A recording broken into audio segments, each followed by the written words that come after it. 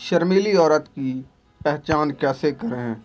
सबसे पहले नंबर 1, अगर कोई लड़की जो कि किसी के साथ घुल मिल कर रहना पसंद नहीं करती और हर वक्त सहमी होती है, वो शर्मीली होती है।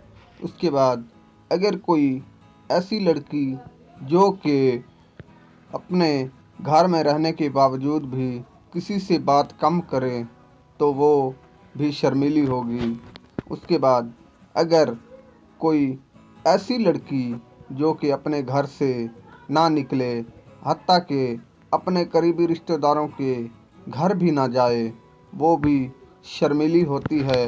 उसके बाद अगर कोई ऐसी लड़की जो कि अपने घर के किसी के आने से घर के एक कोने में छुप जाए, वो भी शर्मीली होती है।